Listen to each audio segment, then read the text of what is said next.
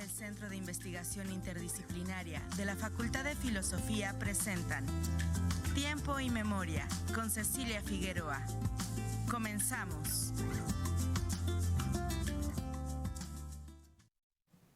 Buenas tardes, bienvenidos a una emisión más de este programa. Uno de los temas que desde la historia regional teníamos pendientes y de la historia de Querétaro era la historia de las izquierdas y de las luchas sociales, sobre todo en el siglo XX. Pues los historiadores, un poco con esta visión decimonónica, conservadora, nos deteníamos en el pañuelo de Maximiliano, en el sitio de Querétaro, en la ciudad de Santiago, en Santiago Apóstol, en las misiones de la Sierra Gorda. Y entonces, afortunadamente, existen las nuevas generaciones que siempre nos vienen a sacudir. Y hoy tenemos a un representante de esa nueva generación. Él es el maestro en estudios históricos Kevin Simón Delgado, egresado orgullosamente para nosotros de nuestra maestría en estudios históricos de la Facultad de Filosofía de esta universidad. Hola Kevin, gracias por acompañarnos. Gracias, Ceci. ¿Qué tal? Saludos a todas y a todos. Un gusto estar aquí. Gracias a ti. Además, Kevin es maestro universitario, da clases en la Escuela de Bachilleres. Pero bueno, a ver, les voy a decir por qué me pareció... Bueno, Kevin es un hombre...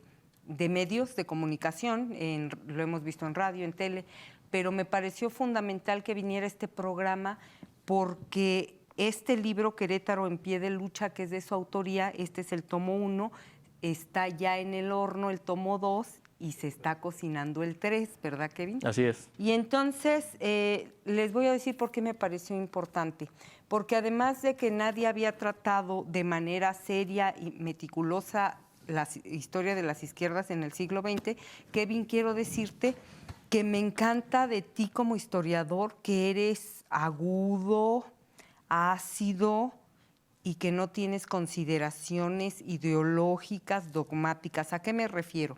Algo que fue de mi agrado y me impactó mucho es una parte en donde hablas de Lugo Gutiérrez Vega cuando era panista, ¿no? Cuando militaba, porque conocemos a Lugo que militaba en el comunismo, en las izquierdas, Pero aquí tú retomas sin conmiseración alguna partes de sus discursos en donde decía, vamos a luchar para que muera el comunismo, vamos a luchar para que la iglesia triunfe, ¿no?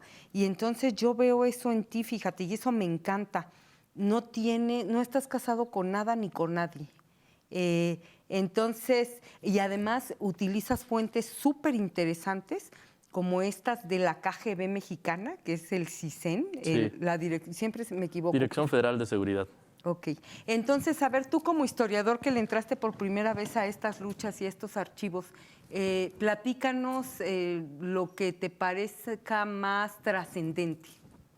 Bueno, ciertamente era un tema al cual pues, se daba por muerto desde antes de siquiera explorarlo, ¿no? Había, digamos, la perspectiva general, no solo desde la academia, sino a nivel sociedad, de que en Querétaro pues, no había realmente izquierdas. Incluso algo que me sorprendió bastante a la hora de pues, hacer tantas entrevistas y de revisar las fuentes, pero sobre todo quedándome con los testimonios, pues yo fui con las personas, digamos, que han militado en distintas luchas sociales, distintas organizaciones a lo largo de los últimos 70 años en Querétaro. Y esas mismas personas me decían, oye, ¿para qué haces esto? Aquí no hay izquierdas, ¿no? O sea, había incluso un desconocimiento general de su propia historia, digamos, ¿no? O de lo que estaban haciendo las luchas paralelas a las cuales ellos estaban militando o habían militado previamente. Entonces, ciertamente había ahí digamos, una neblina, ¿no? Que hacía parecer que esta investigación pues, no tenía razón de ser. Pero para mi primer y grata sorpresa, pues en realidad esto no es así, ¿no? Inmediatamente me empecé a encontrar con muchísima información, a tal grado que, bueno, esta obra que yo pensé que iba a ser algo de 6 meses, un artículo, pues acabó siendo una obra de 3 tomos, además de 600 páginas o algo así, ¿no? Son para gente que quiera leer, ¿no? Entonces, bueno, me pareció que al considerar que no se había explorado todavía realmente esta temática, digamos, tan general, pues decidí pues, sumirme, ¿no?, en distintas fuentes documentales, como la del Fondo de la Dirección Federal de Seguridad, este cuerpo de seguridad, inteligencia, espionaje y represión estatal, que va a durar de los 40 a los 80. Hice casi 200 entrevistas, revisé decenas y decenas de periódicos y revistas. Por supuesto, recuperé lo poco que se había hecho, ¿no?, digamos, pinceladas de aquí y por allá a nivel académico. Y pues bueno, decidí empezar a construir, o a reconstruir, mejor dicho, pues esta gran historia que creo yo ameritaba bastante, pues, digamos, echarle ya el diente, ¿no? Es que además, fíjate, tenemos como paradigmas muy establecidos. Querétaro, una ciudad conventual, virreinata, y no, pues la sociedad de ningún lado puede ser monolítica, Claro. ¿no? Evidentemente hay luchas, ¿no? Y tú das cuenta de ellas. No vamos a poder recorrer todas las luchas de las que das cuenta aquí, pero sí me gustaría detenerme, por ejemplo, en también la forma. Yo leo y digo, ay, Kevin se ha de haber divertido horrores en el AGN, así viendo las fichas de espionaje. Y fulanito tiene 3 amantes y, ¿no? O sea, te enteras de cosas de la vida privada muy gruesas que tú no ventilas aquí, pero sí algo que es muy interesante. La perspectiva del espía siempre es interesante porque es endógena y por lo tanto neutral, ¿no? Cuando habla de, es que en la universidad el poder se lo disputa, no. Es que gobierno del Estado o la candidatura a la gubernatura, el poder, pues, se lo disputan 2 instancias, la Universidad de Querétaro y la CTM, ¿no? Así. Entonces, esa visión es súper interesante. Y tú no la das, y además déjame decirle a los televidentes que la prosa de Kevin es sabrosa, o sea, no crean que es el clásico historiador aburridísimo.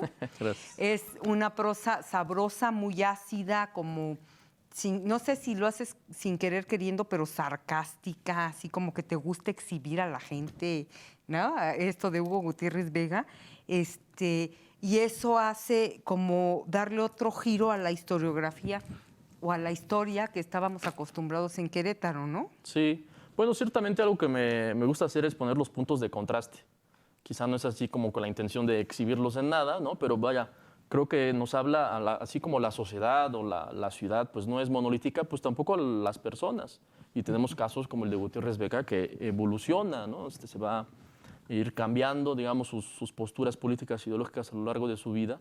Y además eran posturas públicas, o sea, es decir, no estoy sí, además balconeando no ocultaba nada, ¿no? Ajá, solo lo estoy pues, planteando así como cómo se fue dando un poco esa transición. Pero fíjate que eso también es muy importante porque a veces, como no hemos leído a Max Weber que dice que los tipos puros no existen, refiriéndose como al tipo de conservador, Sí, liberal, sí, claro. liberal, entonces pensamos que las personas son incongruentes o traicionan sus ideales porque estamos con esta idea utópica de que la gente siempre tiene que ser como dijo antier que tenía que ser, Claro. y eso no existe en la realidad, ¿no? Sí, exacto. Entonces algo que me llamaba mucho la atención a la hora de revisar estos documentos, que hay que tener mucho cuidado a la hora de revisarlos, ¿no? Porque no sé qué tan neutral o imparcial sea un aparato de seguridad estatal, ¿no? Pudiera parecer en la redacción que a veces lo es, pero evidentemente en el trasfondo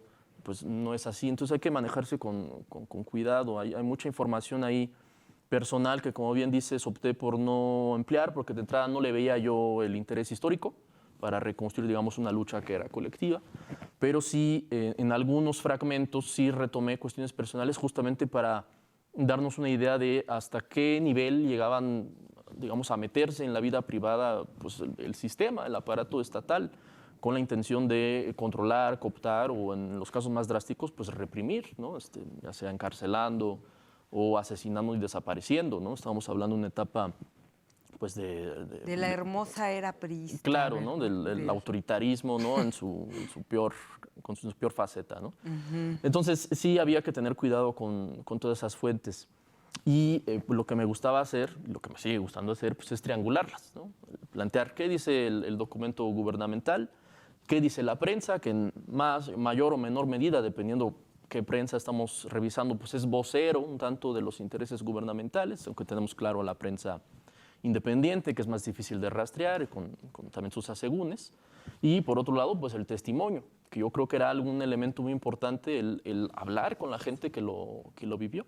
Entonces hay que ahí reconstruir a partir de distintos elementos y pues está siempre esa tensión entre las memorias con pues, la visión, ahora sí, la del historiador, ¿no? Que reconstruye a partir de un proceso historiográfico y que pone pues, en tensión esos elementos. Entonces creo que luego hay resultados bastante interesantes. Sí, sí, sí. Debo decirte que te salió bastante bien, muy Gracias. agradable. Y interesante. Fíjate que de las cosas que yo, así de manera integral, si viera tu libro así de forma integral, como ¿qué me aporta Kevin, no? Dices, pues es que eso ya lo sabía. Sí, pero no tan a profundidad. Por ejemplo, sabemos que la prensa en Querétaro siempre ha estado cooptada. Digo, esa no es ninguna novedad para nadie, ¿no? Claro. Por eso cuando marchamos los universitarios vamos allá afuera de los periódicos y les decimos, ¡vendidos!, ¿no? Es como la consigna que no puede faltar. Entonces eso es público y notorio. Pero aquí la novedad, para mí, es que tú haces una reconstrucción de toda la prensa de toda una época, 40, 50, 60, 70, 80, y entonces nos damos cuenta que hasta la prensa de oposición es ultraconservadora, ¿no? Y esto refuerza esa hipótesis de que los queretanos siempre hemos sido conservadores. La Tribuna de Querétaro, no me voy a acordar de otra prensa que analizas, pues soy pésima para los nombres, pero son personas de ultraderecha que son de oposición en tanto que están en contra del PRI, pero a favor de la Virgen de Guadalupe, de que la iglesia mande, es decir, son excristeros, sinarquistas, después panistas. Y esto es muy interesante para mí, Kevin, porque vienes tú a reforzar esto de que hemos sido ultraconservadores desde siempre, para siempre, nunca, jamás, ¿no? Pues en más bien ciertos aspectos de la sociedad así lo han sido, y como tienen la voz cantante a la hora de cómo retratan a la sociedad, pues ellos los retratan desde su perspectiva ideológica. Entonces ellos, a la hora de que tienen pues, la cooptación de los medios y digamos de las voces que resuenan en la sociedad, pues se transmite la idea, la percepción de que Querétaro es muy conservador. Pero si te vas a la otra esquina, pues realmente no es así no, o sea, tú homogéneo. cuando vas y haces historia oral con los líderes estudiantiles, sociales, etcétera, pues evidentemente que esos no eran conservadores, ¿no? Claro. Estoy hablando como del ala dura queretana. Sí. Incluso, ¿sabes qué me encantó? Cómo retomas y analizas esta línea editorial del amanecer de nuestro exrector Guadalupe Ramírez Álvarez, ¿no? Sí. Que era así como ultraconservadora, ¿no? Objetivo de este periódico, que la paz y el reino de Dios, estoy exagerando, sí, pero ni persista, tanto, ¿no? Sí, ni tanto. ¿No? Entonces, dices, ay, híjole, ¿no? Eso sí, te confieso que me trastocó. Ajá. Y otra cosa que me encanta cómo retomas es, por ejemplo, la toma del patio barroco, fíjate. Tienes todo un capítulo de esta lucha anticomunista que a mí me parece muy interesante porque solo la habíamos visto disgregada en la prensa, ¿no? Que cómo se registraron los hechos del patio barroco cuando el rector Hugo Gutiérrez Vega va y como ya no cabe el estudiantado en la Facultad de Filosofía, que era el Exprepa Centro, donde antes se impartían algunas carreras, pues entonces volteé a ver y resulta que el patio barroco, que era de la parroquia de Santiago, pues es un gallinero, y entonces decide tomarlo porque pues a nosotros nos hace falta, y este siempre ha sido un centro educativo porque fueron colegios jesuitas en el 18, pero a lo que voy es cómo reflejas ese momento histórico que a nivel América Latina estaba impactando terriblemente por la Revolución Cubana triunfante, ¿no? Entonces todo el mundo se puso en alerta y dijeron, aguas con los comunistas. Sí. Y vemos horrores como los que pasaron, por ejemplo, en Canoa, Puebla, que está la película, que acabó en linchamientos. Pero aquí, digo, tú retratas nuestra canoa en micro, ¿no? Que, sí. A ver, háblanos de esa toma del patio barroco que los televidentes a lo mejor no la conocen. Sí, pues ciertamente fue uno de los momentos en el que la Guerra Fría, ¿no?, se hace más presente en Querétaro, ¿no? Sobre todo esta paranoia que era un tanto o bastante infundada en contra de esta amenaza comunista supuestamente muy latente en el continente. Cuba, la verdad es que quedaba bastante lejos, estaba además ya el bloqueo económico, político y militar de los Estados Unidos, lo cual hacía que esa amenaza fuera, pues, bueno, realmente una paranoia del momento. Pero ciertamente sucedió, ¿no?, esta famosa, recordada para algunos universitarios, la toma del patio barroco a finales del 66 por los hechos que ya comentabas. La universidad requiere más espacios para continuar creciendo. La Iglesia Católica, hasta donde se sabe, con todo y digamos el favorecimiento del obispo, pues se niega, ¿no?, a ceder a este mandato gubernamental, ya que el patio era del gobierno, ¿no? Desde el siglo XIX se lo habían expropiado, ¿no?, por decirlo de algún modo, y entonces esto desatará una gresca que pues involucrará a miles de personas, ¿no?, donde hay una pelea campal, hay muchos heridos, tiene que intervenir la policía y el ejército para salvar a la universidad. Yo creo que es el único caso que hay en México en el que el ejército interviene en la universidad, no para reprimir a la universidad, sino para salvarla de pues, la muchedumbre que se estaba ahí pues, saqueando a la universidad, supuestamente con la intención de recuperar su patio barroco. Entonces es un enfrentamiento donde hay muchos elementos ahí, ¿no? El gobierno, el aparato policíaco-militar, está la universidad misma, la cual también estaba dividida en torno a la figura de Gutiérrez Vega, que siempre fue muy polémico. Estaba, por supuesto, la misma Iglesia Católica de todos los feligreses. Entonces, hay todos los elementos ahí van a converger para hacer este momento una ahora gran historia, ¿no?, pero que en su momento todos lo recuerdan como algo pues, que les dio mucho miedo, ¿no?, el ver cómo se les venía al mundo de gente con pedradas y con toda la intención de lincharlos, que sí dejaron a una buena cantidad de heridos, sin llegar, digamos, a una situación más dramática, ¿no? Pero es todo un episodio, ciertamente, del Querétaro de los 60 que nos retrata, una vez más, un Querétaro que está en disputa, que se está moviendo, me parece. Pero además vas y entrevistas a Hugo Gutiérrez Vega, ¿verdad? Así es. Y él así con ese humor maravilloso que la caracterizaba, entre risas y todo, te comenta cómo hasta él salió arañado, ¿no? Que la espalda y la cara, las señoras de la iglesia, las viejitas de rebozo que mandaron, que él lo contaba así con mucho chiste, que le fueron a arañar la cara, ¿no? Sí, pero también resaltaba que en realidad nadie lo conocía, lo cual también te invita a creer que en realidad había ahí un tanto de manipulación en la gente por parte del párroco y el obispo, ¿no? Porque él dijo que él salió entre la multitud y nadie le dijo más, ¿no? Es decir, que no lo ubicaban a él como una figura. O sea, había también estas manipulaciones de la época, ¿no? Entonces ya se veía un ataque orquestado, me parece, por parte de la iglesia en ese momento. No vamos a alcanzar a revisar todos los capítulos, pero otro episodio que me parece que retomas y que no se le había dado la seriedad y la profundidad que requería, el movimiento estudiantil de los 80 de los normalistas y en el que estuvo involucrado la UAC.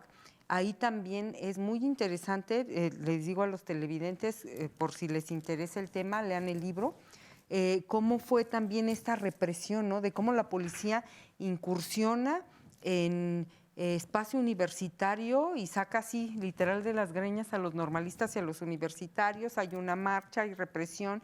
Tienen que leer el libro para que les quede claro qué pasó, ¿no? Sí, yo creo que es de los episodios para la lucha estudiantil normalista universitaria en Querétaro, es quizá el más importante, el más significativo, el de las jornadas de mayo del 80.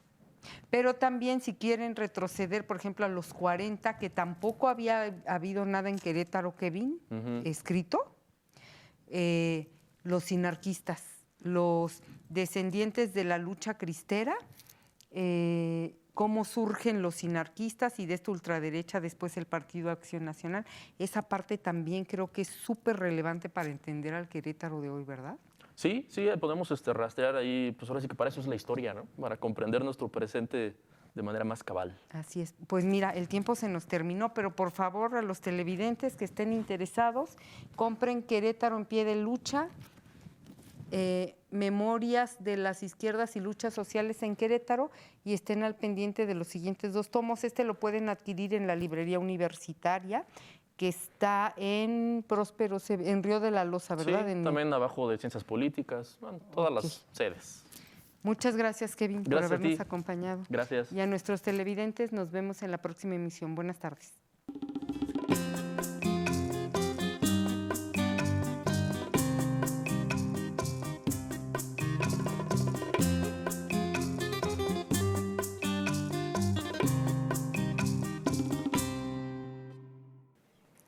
Hola, soy Isobel.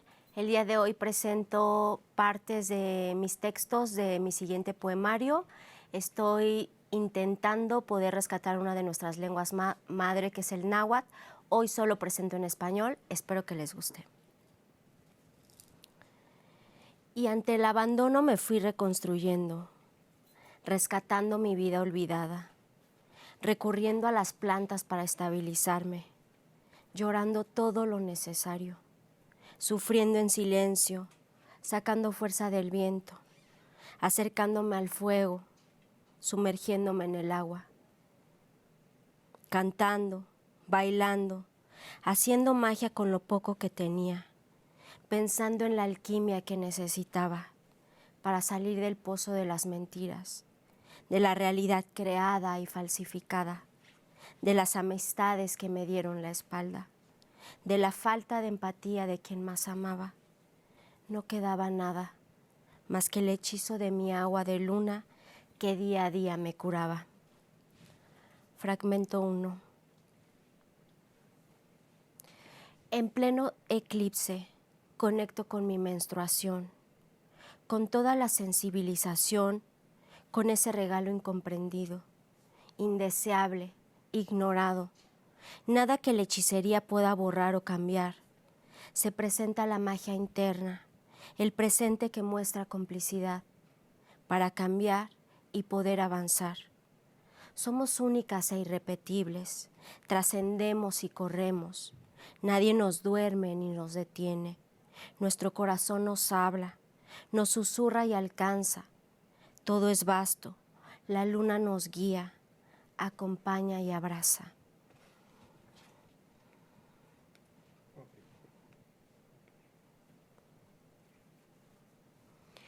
Estrella querida, tierra dorada, nutre y acompaña mi alma, que la voz de mi corazón rija mis pasos, la luna ilumine mi deseo, que me tiene en este plano de evolución, por lo que pido la bendición de mis antepasados. Honro su existencia, con copal en mano, abro los caminos donde este universo nos abastece. Este se llama Desatando.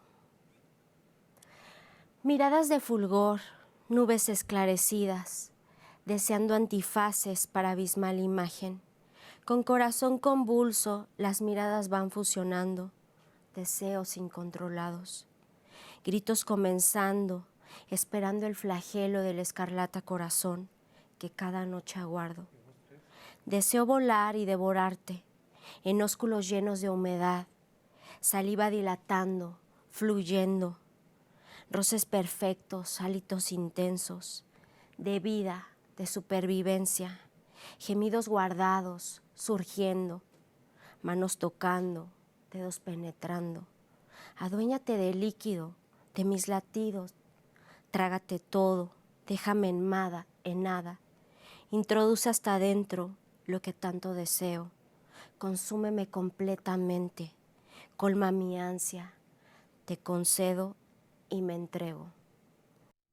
TVUAC y el Centro de Investigación Interdisciplinaria de la Facultad de Filosofía presentaron Tiempo y Memoria con Cecilia Figueroa. Gracias por acompañarnos.